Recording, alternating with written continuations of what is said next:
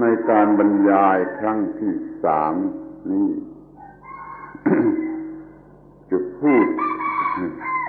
ต่อไปจากการบรรยายครั้งที่แล้วมาคือจะได้พูดถึงเรื่องวิปัสสนาก้าวตาคำว่าตานี่มันมีความหมายในความว่าตานี่เป็นภาษาบาลีแต่เผอิญมันมาตรงกับเสียงในภาษาไทยว่าตาแต่ในภาษาไทยนี่ก็คืออายคือลูกตาแต่ว่าในภาษา บาลีนั่นคำว่าตานี่แปลว่า state of being หรือ being of state นั่นคือคำว่าตาในภาษาบาลีดังนั้นเมื่อเราพูดว่าตานี่เราจะต้องทำความเข้าใจกันเสียว่าใช้ความหมายอย่างในภาษาไทยหรืออย่างในภาษาบาลี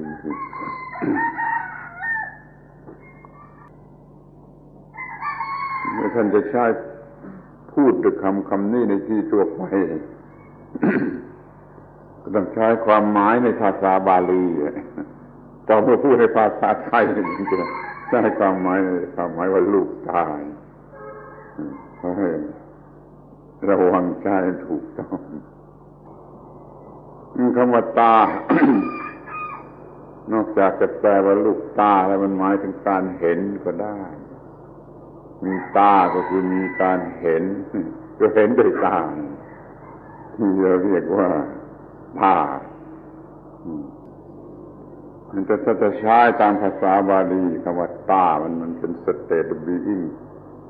มันไม่สมบูรณ์อยู่ในคำนั้นมันต้องว่าของอะไรที่หนึ่ง being ของอะไรก็จะต้องมีคำอื่นเข้ามาประกอบในที่นี้ก็หมายถึงของธรรมชาติทั้งหมดหรือทั่วไปมันจะมี state of being ของมันโดยเฉพาะเป็นเรื่องไปเมื่อกล่าวให้เฉพาะเจาะจงลงไปมันก็หมายถึง state being ของความจริงของ the truth ของธรรมชาติเราจะต้องเรียนรู้ภาวะความเป็นจริงของธรรมชาติตามที่มันมีอยู่อย่างไรเราก็จะไม่เข้าใจผิดเราจะปฏิบัติต่อธรรมชาติทั้งหลายอย่างถูกต้องดังนั้นเราจะเรียนรู้เรื่องตาของธรรมชาติทั้งหลายถ้าเราจะมีคำใช้อย่างสะดวกทำความเข้าใจกันได้ง่ายๆโดยสะดวกเราก็จะใช้คำว่าวิปัสสนาก้าวตาวิปัสสนาแห่งก้าวตาก็คือเห็นแจ้งวิปัสสนาแปลว่าเห็นแจ้งก้าวตาวิปัสสนาก้าวตาวิปัสสนาแห่งตาก้าวตาเข้าใจคำนี้ดีๆแล้วก็ใช้ได้สะดวกเลยเราจะพูดว่าวิปัสสนาแห่งก้าวตาหรือก้าวตาแห่งวิปัสสนาก็ได้ผลเท่ากันความหมายอย่างเดียวกันในการบรรยายครั้งที่1เราพูดถึงสิ่งทั้งปวงลุกโลงเป็นไฟอยู่นิดในครั้งที่2เราพูดว่าปฏิจจสมุปบาทนั่นน่ะคือกระแสแห่งการลุกโลงขึ้นมาหรือการดับลงไปพอมาครั้งนี้เราก็จะพูดถึงที่จะดับสิ่งที่จะดับไฟ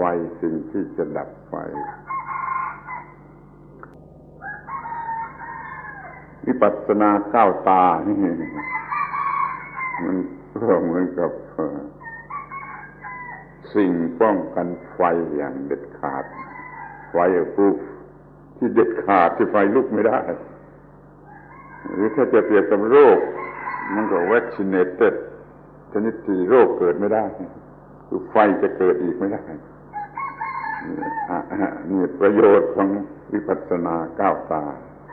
เป็นเครื่องดับไฟอย่างสนิทหรือว่าเป็นเครื่องกันไม่ให้โรคเกิดขึ้นมาไม่ให้ไฟเกิดขึ้นมาเข้าใจว่าท่านจะได้ฝึกอานาปานสติอานาปานสติมากระทั่ง4 หมวดทั้ง4 หมวดหมวดสุดท้ายธรรมานุปัสสนามันก็เริ่มขึ้นด้วยการเห็นอนิจจตาอนิจจตานั่นน่ะคือตาที่1นะเห็นตาที่1ก็จะเห็นตาที่2ที่3ไปถึงลำดับ9 ตามันจึงจะเห็นวิราคะคือมันคลายออกแห่งกิเลสดับไปแห่งกิเลสคือดับไฟนั่นเองดับไฟในตัวบทของอานาปานสติข้อ1ของหมวดที่4เอ่ยถึงแต่อนิจจตาอนิจจตาอย่างเดียวเท่านั้นนะไม่ได้เอ่ยทั้ง9 ตาแต่ว่าในอย่างเดียวนั่นแหละถ้าเห็นชัดกับไปชัดกับไปชัดกับไปมันจะไปตามลำดับจนครบ9 ตาคำอนิจจตาคำเดียวในอานาปานสติเนี่ยองค์ความของไอ้9 ตานี่ไว้หมดเลยทำความเข้าใจอย่างนี้ท่านจะเห็นได้ด้วยตนเองไม่ใช่อาศัยในหนังสือในคัมภีร์ในคำบอกคำสอน ท่านเห็นความไม่เที่ยงคือความเปลี่ยนแปลงเรื่อยperpetual flux ไหลเรื่อยเมื่อเห็นว่าไหลเรื่อยพร้อมกันนั้นท่านก็จะเห็นว่าโอ้คือการอยู่หรือการเกี่ยวข้องกับสิ่งที่ไหลเรื่อยนี่มันเป็นทุกข์มันทรมานจริงมันเป็นทุกข์ก็จึงพลอยเห็นทุกขตาเองต่อไปจากเห็นอนิจจตาเมื่อเห็นว่าไหลเรื่อยเป็นอนิจจตาแล้วก็เป็นทุกขตาคือกัดเจ้าของนี่มันไหลเรื่อยแล้วกัดเจ้าของอย่างนี้จะเอาเป็นตัวตนได้อย่างไรจะเอาเป็นของตนได้อย่างไรนี่มันเป็นเหตุให้เห็นอนัตตาไม่ใช่ตนไม่ใช่ของตนไม่อาจจะเป็นตนไม่อาจจะเป็นของตนนี่ก็เห็นอนัตตาความที่ไม่ใช่ตน not self เมื่อเห็นชัดลงไปว่าไม่เที่ยงเปลี่ยนแปลงเรื่อยแล้วก็เป็นทุกข์แก่ผู้ที่เข้าไปเกี่ยวข้องแล้วก็ไม่มีอะไรที่จะควรจะเรียกว่าเป็นตัวตนเมื่อเห็นต่อไปเห็นชัดลงไปว่าโอ้นี่มันเป็นไปตามธรรมชาติเป็นธรรมชาติอย่างนี้เองเป็นไปตามธรรมชาติเป็นไปตามธรรมชาติอยู่เป็นธรรมดาตามปกติเป็นธรรมดาอย่างนี้เองข้อนี้ก็เรียกว่าธรรมัตถิตตาตั้งอยู่เป็นอยู่ตามธรรมชาติธรรมัตถิตตาตั้งอยู่หรือเป็นอยู่ตามธรรมชาติพวกที่ถือพระเจ้าเชื่อพระเจ้าเขาก็จะรู้สึกว่าพระเจ้าบังคับให้เป็นไปถ้าคนป่ามากๆก็ว่าผีมีผีบังคับให้เป็นไปมันมีสิ่งที่บังคับให้เป็นไปอย่างนั้นที่จะเป็นพุทธบริษัทเนี่ยธรรมนิยามคือกฎของธรรมชาติบังคับให้เป็นไปท่านเห็นชัดเจนแจ่มแจ้งอย่างนี้ก็เรียกว่าเห็นธรรมนิยามตา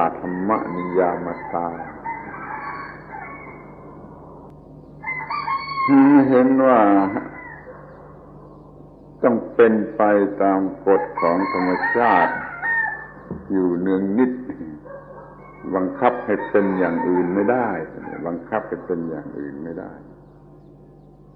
ก็เลยจะเห็นในความจริงต่อไปว่ามันว่างจากสิ่งที่จะเป็นตัวตนว่างจากความหมายที่จะเรียกว่าตัวตนหรือของตนนี่ว่างจากความหมายที่จะเป็นตัวตนว่างจากความหมายที่จะเป็นของตนนี่เห็นความว่างอย่างนี้ก็เรียกว่าเห็นสุญญตาvoid of self สุญญตามาแล้วจุดสำคัญตรงนี้กำหนดไว้ดีๆมันว่างคำว่าว่างที่นี่มีความหมายพิเศษเฉพาะมันว่างจากความหมาย meaning ว่าจะเป็นอัตตานี่ว่างมันว่างจากความหมายมันว่างจากคุณค่าvalueที่จะเอามาเป็นเรื่องนี้ก็ไม่มีมันว่างจากลักษณะที่ควรเห็นว่าเป็นอัตตาจะมองดูโดยความหมายก็ได้โดยลักษณะก็ได้โดยคุณค่าก็ได้โดยอะไรก็ได้มันจะพบแต่ว่างจากอัตตาว่างจากความหรือเหตุผลที่จะเอามาเป็นอัตตานี่เรียกว่าเห็นสุญญตาถึงที่สุด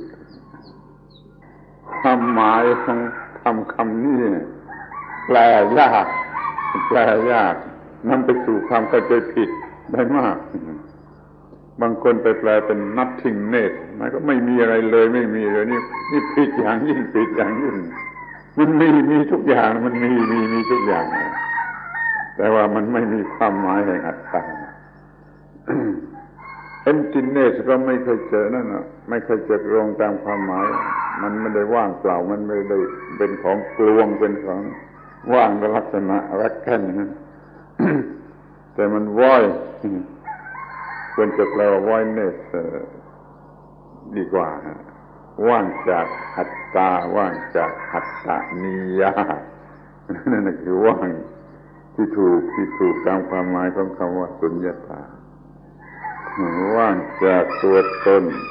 ว่างจากความเป็นของตนเห็นสุญญตานี่คือเห็นสุญญตาอันที่8แล้วฮะขออภัยเผลอไปพูดข้ามไปสักคำหนึ่งลืมข้ามไปสักคำหนึ่งว่าเมื่อเห็นธรรมัตถิตตาเป็นไปตามธรรมชาติเห็นธรรมนิยามตาว่ามีกฎของธรรมชาติบังคับอยู่ตรงนี้มีการเห็นอีกทีหนึ่งเรียกว่าอิทัปปัจจยตาเมื่อกี้ไม่ได้พูดอิทัปปัจจยตาความที่ต้องเป็นไปตามเหตุตามปัจจัยเป็นไปตามเหตุตามปัจจัยเหตุปัจจัยนี่ก็คือกฎธรรมชาตินั่นก็ได้หรือเหตุปัจจัยใดๆก็ได้ที่ทำมันต้องเป็นไปตามเหตุตามปัจจัยความที่มันต้องเป็นไปตามเหตุตามปัจจัยเรียกว่าอิทัปปัจจยตานี่เป็นหัวใจของธรรมะหรือเป็นหัวใจของเรื่องสำคัญเรื่องปฏิจจสมุปบาทเขาเติมคำว่าอิทัปปัจจยตาอีกคำหนึ่งแล้วจึงจะมาถึงสุญญตา เมื่อเห็นมาตามลำดับ7อย่างคือมา7อย่างมาถึงสุญญตาแล้วก็จะเห็นในจุดรวมสรุปรวมโอ้มันเป็นอย่างนั้นเอง that as such เช่นนั้นไม่เป็นอย่างอื่นเป็นแต่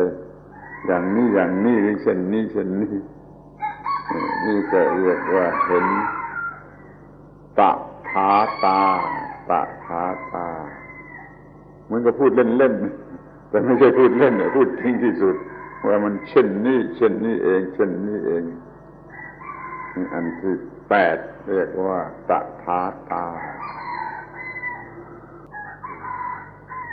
เป็นการเห็นรวมหมดว่าเป็นเช่นนั้นไม่อาจจะแยกเป็น positive หรือเป็น negative หรือไม่ใช่ทั้งสองอย่าง positive ก็ดี negative ก็ดีไม่ใช่ทั้ง positive และ negative ก็ดีเป็นตถาตาเสมอกันเช่นนั้นเองโดยเสมอกันเป็นการเห็นครั้งสำคัญที่สุดเพราะถ้าเห็นตถาตาแล้วทีนี้มันก็จบมันหยุดมันมีความคงที่เห็นความคงที่เห็นความที่ว่าอะไรมาปรุงแต่งไม่ได้อะไรมาทำให้เกิดการเปลี่ยนแปลงไม่ได้มันคงที่เห็นอะตัมมยตามยะไม่ใช่ว่า made of not made of by anything ตัวหนังสือแปลว่าอย่างนั้นอะตัมมยตานี่เป็นที่9เป็นอันที่9เป็นอันสุดท้ายเป็นอันที่9พอเห็นอย่างนี้แล้วก็ไม่มีปัญหาไม่มีทางที่จะเกิดกิเลสไม่มีทางที่จะเป็นบวกเป็นลบไม่มีทางที่จะเป็นเพสซิมิสต์ออปติมิสต์ไม่เป็นอะไรมันคงที่ คงที่จนอะไรมาปรุงแต่งไม่ได้นี่พ้น เหนือโลกเหนือความทุกข์เหนือปัญหาเหนืออะไรทุกอย่างมันคงที่อย่างที่เปลี่ยนแปลงไม่ได้ที่เรามาเช็คกันอีกทีเชื่อจะจดจำไว้ถูกต้องหรือไม่อนิจจตา1 2ทุกขตา3อนัตตา4ธรรมัฏฐิตา5ธรรมนิยามตา6ทีฆปัจจยตา7สุญญตา8ตถาคา9อตัมมยตาคำเหล่านี้มีความหมายพิเศษมีประโยชน์ที่สุดถ้าเห็นแล้วจะหมดปัญหา9ตาคืออย่างนี้9ตาช่วยจำให้ดีๆขอร้องให้จำภาษาบาลีนี้ไว้ดีกว่าจำเป็นภาษาบาลี9คำไม่มากมายเลยนะ ขอให้พยายามจำคำบาลี9คำนี้ไว้จะมีประโยชน์ที่สุดมันเป็นยอดสุดเป็นท็อปโมสของความรู้ของวิปัสสนาของความเห็นแจ้ง9ตานี่เป็นยอดสุดของความรู้ของวิปัสสนาของความเห็นแจ้งซึ่งจะทำให้เราอยู่เหนือปัญหาเหนือความทุกข์ที่เรียกว่าไฟไม่ลุกอีกต่อไปกระแสปฏิจจสมุปบาทจะไม่ลุกเป็นไฟอีกต่อไปมีแต่เคว้งชิวตลอดเวลามันเป็นยอดสุดยอดของเสรีภาพอิสรภาพ เสรีภาพแต่มันเป็นเรื่องทางฝ่ายจิตฝ่ายวิญญาณชั้นสูงในฝ่ายจิตฝ่ายวิญญาณ ไอ้คำแปลของอตัมมยตานี่ยากหน่อยไปคิดให้เห็นแจ้งแล้วมันจะแปลได้เองว่าควรจะแปลว่าอะไรมันเป็นภาวะที่อะไรปรุงแต่งไม่ได้มันคือโดยใจความมันnon concoctability by any condition ไม่มี condition อะไรจะมาปรุงแต่งอันนี้ได้นั่นแหละท่านรู้ภาษาของท่านเป็นภาษาอะไรก็ท่านไปหาคำแปลแล้วก็ใช้คำบาลีว่าอตัมมยตาเป็นภาษากลางภาษาบาลีจะนำไปสู่เสรีภาพอิสรภาพสูงสุดไม่มีอะไรมาทำได้ไม่มีอะไรมาลากออกไปได้ไม่มีอะไรมาปรุงแต่งให้เป็นอย่างนั้นอย่างนี้อย่างนู้นได้คงที่อยู่ในความถูกต้องสงบเย็นนั่นแหละอตัมมยตาคำสำคัญที่สุดของวิชาความรู้เวลาที่เหลือก็ขอมาทำความเข้าใจเรื่อง9ตาแต่ละตาทีละอย่างอีกสักหน่อยมันคุ้มค่าของเวลา ขอให้อดทนศึกษาทีละอย่างทีละอย่างอีกครั้งข้อที่หนึ่งอนิจจตาความไม่เที่ยงเรามันเปลี่ยนเรื่อยใช้คำสั้นๆเปลี่ยนเรื่อยเธอปีเกินพลักเธอปีเกินเชนเปลี่ยนเรื่อยเปลี่ยนเรื่อยนั่นแหละครับใจความของคำว่าอนิจจตาเพราะเหตุว่าทุกสิ่งมันมีปัจจัยมีเหตุมีปัจจัยปรุงแต่งขึ้นมาที่ไอ้ตัวเหตุตัวปัจจัยทุกเหตุทุกปัจจัยมันเปลี่ยนอยู่เสมอดังนั้นผลที่เกิดมาจากเหตุจากปัจจัยมันจึงเปลี่ยนด้วยมันมาจากเหตุปัจจัยที่ไม่เที่ยงเปลี่ยนเรื่อยไอ้ตัวผลที่เกิดขึ้นก็เปลี่ยนเรื่อยเปลี่ยนเรื่อยเรียกว่าไหลเรื่อยไหลเรื่อยเปลี่ยนเรื่อยเปลี่ยนเรื่อยไหลเรื่อยเปลี่ยนเรื่อยนี่แหละคือความหมายของคำว่าอนิจจตาความไม่เที่ยง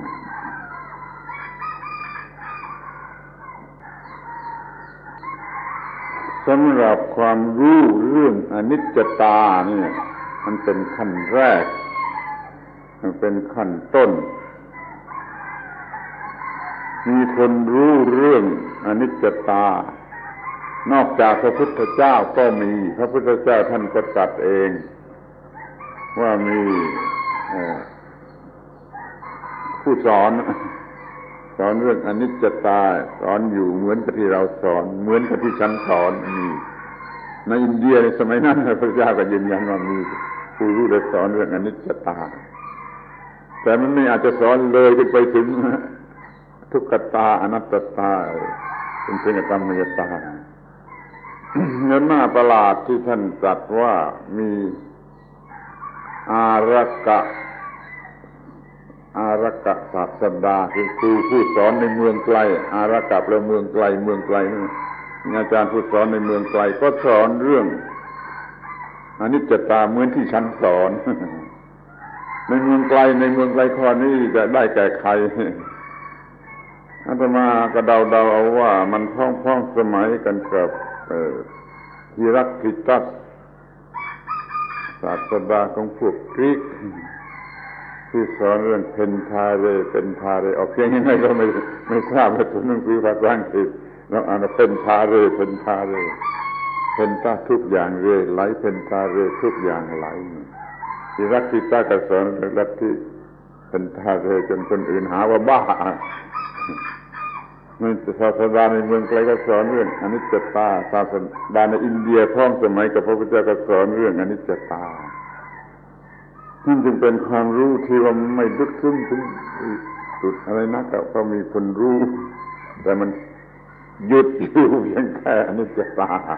มันไม่เลื่อนขึ้นไปจนถึงอนัตตาเดี๋ยวนี้เราก็ควรจะรู้กันนะมันทุกอย่างหลายทุกอย่างเปลี่ยนถ้าเรียนวิทยาศาสตร์ด้วยแล้วก็ยิ่งรู้ได้ง่ายเห็นได้ง่ายเอาเป็นจุดตั้งต้นของการศึกษาวิชาความรู้ทางจิตทางวิญญาณเริ่มต้นด้วยอนิจจตาถ้าเราไม่รู้เรื่องอนิจจตาไม่รู้เรื่องความไม่เที่ยง เราจะหลงรักสิ่งที่ไม่เที่ยงไอ้สิ่งที่น่ารัก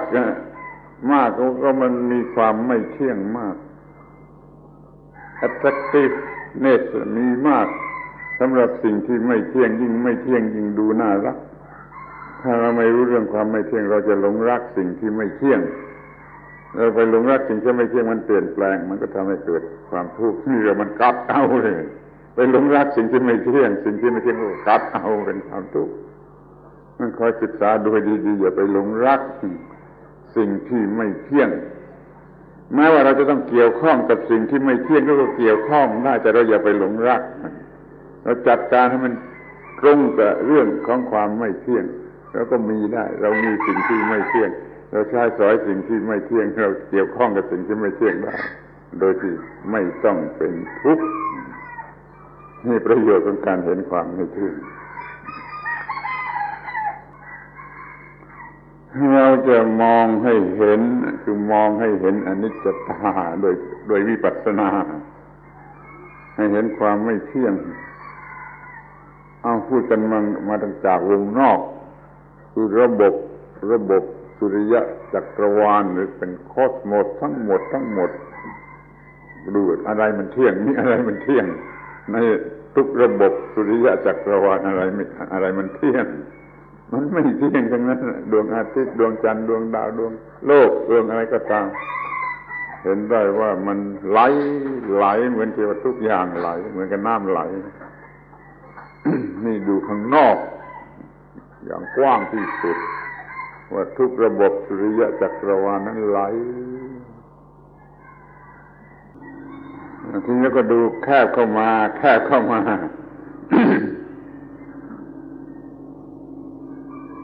ที่ตัวคนตัวเราคนหนึ่งทั้งคนนะทั้งตัวนี่อะไรมันเที่ยงมันมีแต่ไหลแล้วแยกเป็นส่วนเป็นเรียกธาตุดินน้ำลมไฟก็ตามมันก็ไหลทุกๆเซลล์ทุกๆกลุ่มแห่งเซลล์ทุกๆกลุ่มแห่งเซลล์มันก็ไหลคือเปลี่ยนเรื่อยกระทั่งมันเป็นโมเลกุลเป็นอะตอมหนึ่งอะตอมหนึ่งก็ไหลอยู่เรื่อยในอะตอมหนึ่งจุดตั้งแต่จุดอะตอมหนึ่งขึ้นไปจนถึงอะไรทั้งหมดทั้งสิ้นมันก็ไหลอยู่เรื่อย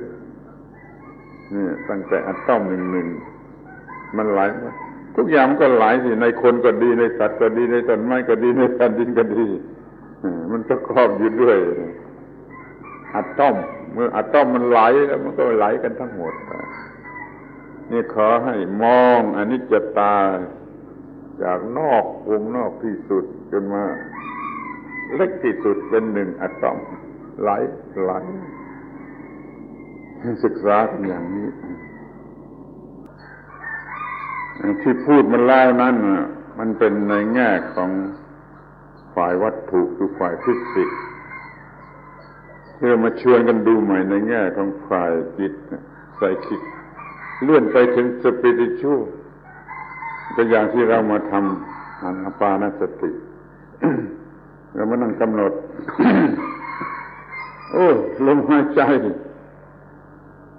มันก็ไม่เที่ยงการหายใจออกก็ไม่เที่ยงหายใจเข้าก็ไม่เที่ยงหายใจหยาบก็ไม่เที่ยงหายใจละเอียดก็ไม่เที่ยงจนกระทั่งว่าอะไรที่เนื่องกันอยู่กับลมหายใจ ก็ปล่อยไม่เที่ยงลมหายใจช่วยปรุงแต่งอะไรมีอยู่มันก็ไม่เที่ยงก็เห็นความไม่เที่ยงที่เรื่องกาย ร่างกายที่อยู่กับลมหายใจที่อาศัยกันอยู่นี่ก็ล้วนแต่ไม่เที่ยงมาดูที่สำคัญกว่าคือความไม่เที่ยงที่มีอยู่ในภายในร่างกายความไม่เที่ยงของกายท่านอย่ารู้สึกรำคาญที่อาจารย์ผู้ฝึกผู้สอนจะขอร้องให้ท่านดูความไม่เที่ยงอย่างละเอียดที่สุดทุกอย่างทุกประการให้เห็นความไม่เที่ยงเกี่ยวกับร่างกายเนี่ยเห็นลมหายใจปรุงแต่งร่างกายความสงบระงับแห่งลมหายใจก็ไม่เที่ยงร่างกายเนื้อก็ไม่เที่ยงร่างกายลมก็ไม่เที่ยงอาจารย์ผู้สอนจะเอาใจใส่จำที่จำชัยท่านอย่ารำคาญนะจงมองดูเห็นความไม่เที่ยงให้ครบทุกเรื่องของร่างกายแล้วก็มาเรื่องเวทนาที่เกิดขึ้นเป็นเวทนาจะเป็นเรปเจอร์หรือคอนเทนต์เมนต์ก็แล้วแต่เวทนาชนิดไหนมันก็ไม่เที่ยงสิ่งที่เวทนาทำให้เกิดขึ้นมามันก็ไม่เที่ยงแล้วเราเกิดจะไม่หลงรักเวทนาตอนนี้แหละจะต้องขอร้องให้ทำกันอย่างละเอียดแยกเป็นเวทนาแต่ละอย่างแล้วเห็นความไม่เที่ยงของเวทนาทุกชนิดแล้วเวทนานี่มันปรุงแต่งจิต เมื่อเวทนาไม่เที่ยงแล้วจิตจะเที่ยงอย่างได้อย่างไรเห็นความไม่เที่ยงของเวทนาซึ่งเป็นจ จิตตสังขารเครื่องปรุงแต่งจิตเห็นจิตก็ไม่เที่ยงทั้งระบบของเวทนาเห็นความไม่เที่ยงท่านอย่ารำคาญอาจารย์จะจำจีจำใจจะขอร้องให้ท่านดูละเอียดทุกแง่ทุกมุมท่านอย่ารำคาญพยายามเห็นความไม่เที่ยงของเวทนาทีนี้ก็มาถึงหมวดจิตท่านสังเกตดูจิตชนิดไหนจิตชนิดไหนมีกี่ชนิดกี่ร้อยชนิดกี่พันชนิดแต่ละจิตแต่ละความคิดไม่เที่ยงนี่เรียกว่าดูจิตเห็นทุกชนิดว่าไม่เที่ยงจิตที่ยินดีปราโมทย์ก็ไม่เที่ยงจิตที่เป็นกลางเป็นสมาธิก็ยังไม่เที่ยงแม้จิตที่ทำหน้าที่ว่าจิตปล่อยไม่ยึดมั่นถือมันก็ยังไม่เที่ยงไม่มีสักอย่างเดียวที่จะเที่ยงเนี่ยจิตทุกชนิดไม่เที่ยงแล้วเราก็จะไม่หลงในเรื่องจิตจะไม่หลงเอาตัวกูของกูว่าที่จิตมีเห็นจิตทุกชนิดไม่เที่ยงพยายามจะเห็นมากมายกี่ร้อยกี่พันอย่างก็จะเห็นว่าจิตทุกชนิดจะไม่เที่ยงที่นี่ก็มาถึงหมวดที่สี่หมวดสุดท้ายใช้คำว่าธรรมะพอมาถึงหมวดนี้ต้องขอแบ่งออกเป็นสองอย่างธรรมะสิ่งนี้ให้มันมีเป็นสองอย่างคือว่าเป็นสังคตะเป็นคำเผ่าเด็ดจริงมีเหตุมีปัจจัยปรุงแต่งนี่พวกหนึ่งตรงกันข้ามเรียกว่าอสังคตะไม่มีเหตุไม่มีปัจจัยปรุงแต่งไอ้ความไม่เที่ยงนี่มีอยู่แต่ฝ่ายนี้เท่านั้นแหละฝ่ายที่เป็นคำเผ่าเด็ดจริงมีปัจจัยปรุงแต่งไม่มาใช้กับฝ่ายที่ไม่มีเหตุปัจจัยปรุงแต่งเป็นอสังคตะคือว่าอะไรปรุงแต่งไม่ได้แล้วไม่มีอะไรปรุงแต่งฝ่ายนี้เที่ยงฝ่ายนี้จะเที่ยงฝ่ายที่มีเหตุปัจจัยปรุงแต่งนี้จะไม่เที่ยงขอแยกกันเป็นสองธรรมะสองชนิดของธรรมะมีคำที่ควรจะสนใจอยู่คำหนึ่งเรียกว่าสภาวะธรรมคือธรรมชาติธรรมตัวไปนี่สภาวะนี่แปลว่าเป็นเองเป็นได้เองเป็นโดยตัวเองเป็นเพื่อตัวเองเป็นอยู่เองเรียกว่าสภาวะธรรมฝ่ายที่ไม่เที่ยงก็ไม่เที่ยงโดยตนเองโดยมันเองสภาวะธรรมฝ่ายที่เที่ยงเพราะอะไรปรุงแต่งไม่ได้มันก็เที่ยง Thing in itself นะคำว่าสภาวะธรรมจะแปลว่าเองภาวะแปลว่าเป็นเราจงดูให้เห็นว่าไอ้สิ่งหนึ่งมันก็เป็นเองนั่นแหละไม่เที่ยงก็เป็นเองไอ้ที่เที่ยงนี่ก็เป็นเองเหมือนกันรู้จักสภาวะธรรมว่ามีอยู่สองอย่างนี้ท่านก็จะเห็นครบหมดเลยที่ไม่เที่ยงเท่าไรไม่ที่คงเที่ยงมีอยู่เท่าไรถ้าว่าไอ้คำว่าสังคตะ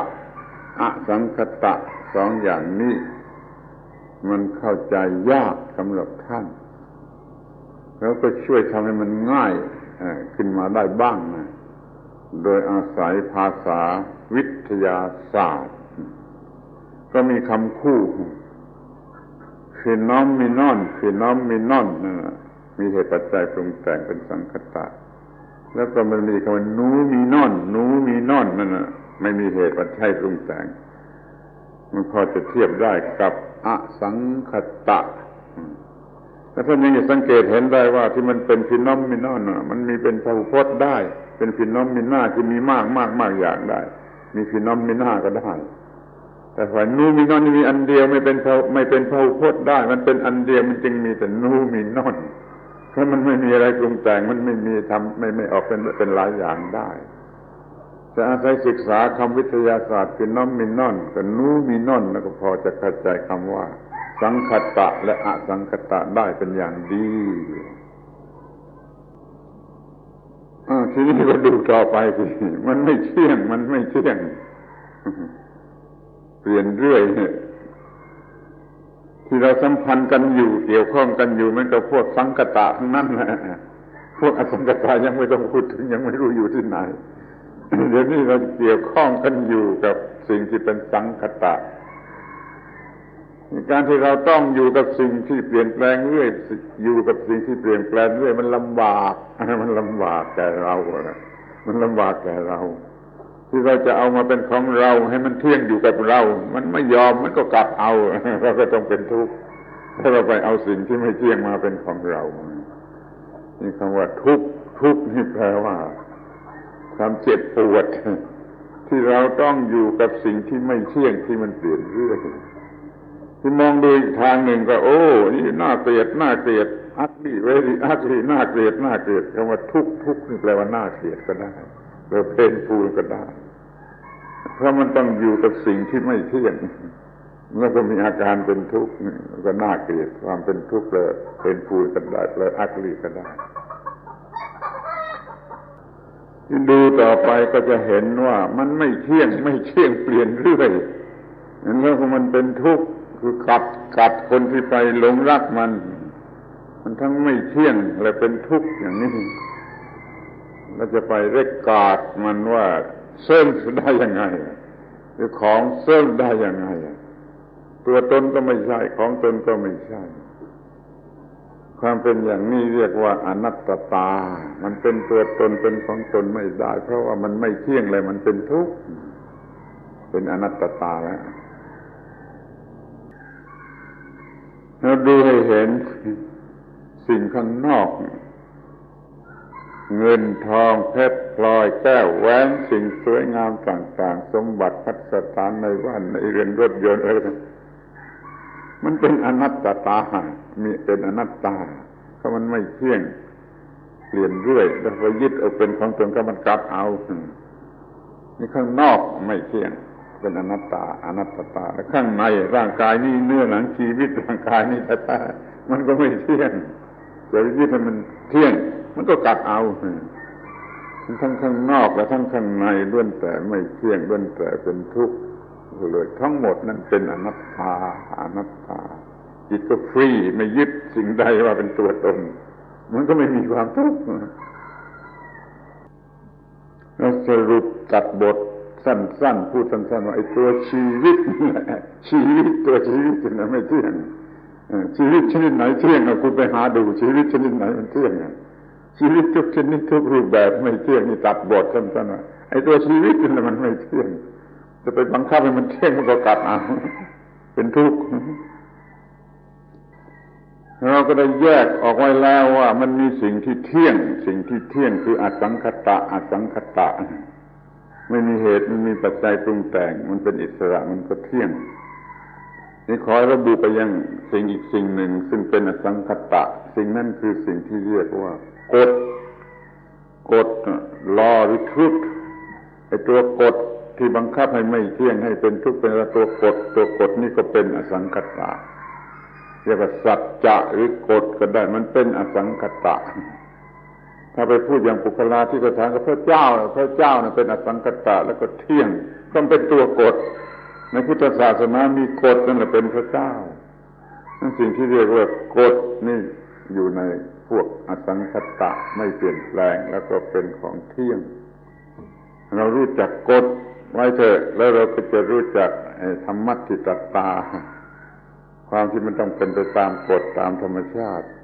จะรู้จักธรรมนิยามตาคือตัวกฎความที่ต้องเป็นไปตามกฎเรียกว่าธรรมัตถิตตาไอ้ตัวกฎเรียกว่าธรรมนิยามตาเราก็รู้ต่อไปอีกสองอย่าง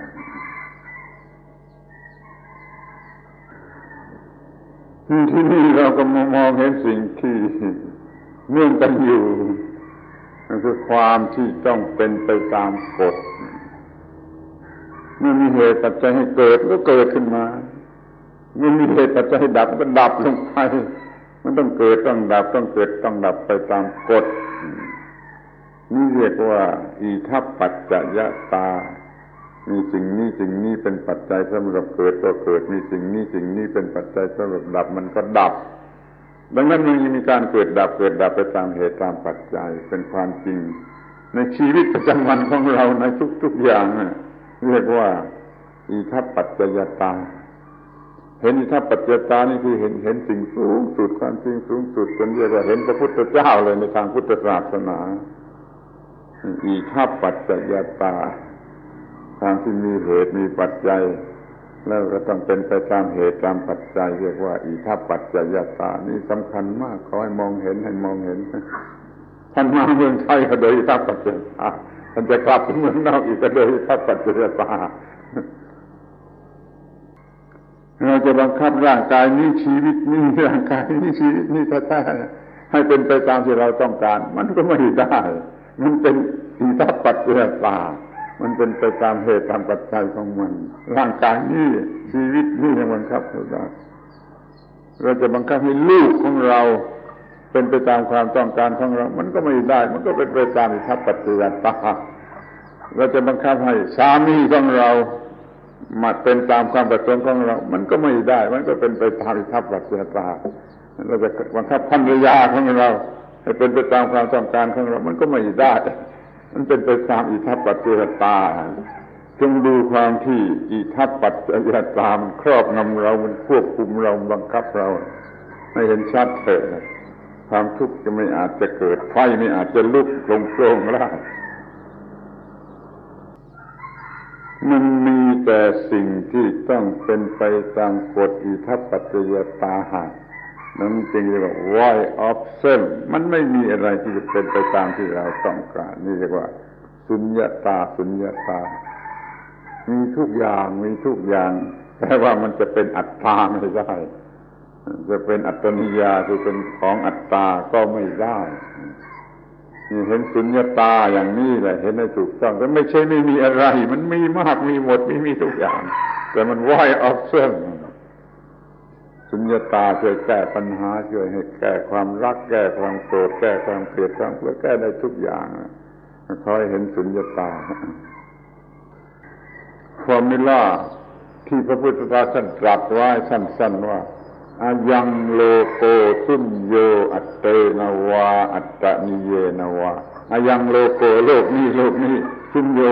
ว่างจากอัตตาเส้นว่างจากอัตตนิยาคือของที่จะเอามาเป็นของเส้นคือว่างจากตัวเราและของเราโลกนี้ว่างจากอัตตาและอัตตนิยาคอยมองเห็นความจริงข้อนี้แล้วไฟลุกไม่ได้ไฟจะลุกในจิตใจของท่านไม่ได้ราคะก็ดีโทสะก็ดีโมหะก็ดีลุกไม่ได้นี่มันดับไฟได้อย่างนี้ทีนี้เราก็เห็นเช่นนั้นเองดัชเนตซัชเนตเราไม่ไปหลงรักอะไรไม่ไปหลงคิดไปหวังไปอะไรนี่แต่เราจะจัดการให้ถูกกับที่มันเป็นอนัตตาเราต้องอยู่กับสิ่งที่เป็นอนัตตาเราต้องจัดการจิตใจของเราให้มันเหมาะสมที่จะอยู่กับสิ่งที่เป็นอนัตตาแล้วก็ไม่มีอะไรจะทำให้เราเป็นทุกข์ได้เราไม่รักเราไม่โกรธเราไม่เกลียดเราไม่กลัวเราไม่ตื่นเต้นเราไม่วิตกกังวลอะไรอาวรณ์เราไม่อิจฉาริษยาเราไม่หวงเราไม่หึงจะยกตัวอย่างพูดกันวันก่อนแล้วสิ่งเหล่านี้ไม่เกิดไฟก็ไม่ลุกตาหูจมูกลิ้นกายใจไม่ลุกเป็นไฟรูปเสียงกลิ่นรสไม่ลุกเป็นไฟไม่มีอะไรจะลุกเป็นไฟก็เห็นความเป็นเช่นนี้เองมีที่สุดก็มาถึงสิ่งที่9อาตัมมยตาคงที่อยู่ในความถูกต้อง firmness stableness incorrectness correct นี่คือถูกต้องสำหรับจะไม่เป็นทุกข์คงที่เข้มแข็งคงที่อยู่ในความถูกต้องยิ่งกว่าภูเขาหิมาลัยในเอเชียภูเขาแอลป์ในยุโรปร็อกกี้ในอเมริกาภูเขายังหวั่นไหวนะภูเขาเหล่านั้นยังโยกโครมแผ่นดินไหวเลยปัจจัยปรุงแต่งภูเขาเหล่านั้นยังหวั่นไหวแต่จิตที่มีอตัมมยตาไม่หวั่นไหวเพราะนั้นจึงไม่เป็นบวกไม่เป็นลบไม่เป็นออปติมิสต์ไม่เป็นเพสซิมิสต์ไม่เป็นอะไรหมดไฟลุกไม่ได้มันเป็นไฟรูปไฟลุกไม่ได้ต่อไปเรื่องของเราก็จบก็มี9ตาคงที่อยู่ในความถูกต้องค คือคงที่อยู่ใน blissfulness and youthfulness สองคำพอ blissfulness สงบเย็น youthfulness เป็นประโยชน์แก่ทุกฝ่ายคงที่อยู่ใน blissfulness and youthfulness ก็พอแล้วเรื่องก็จบแล้วเพราะไฟลุกไม่ได้แล้วเดี๋ยวนี้ไฟลุกโพงไม่ได้ต่อไปโลกไม่ลุกเป็นไฟต่อไปสำหรับเราแต่เรื่องมันก็จบ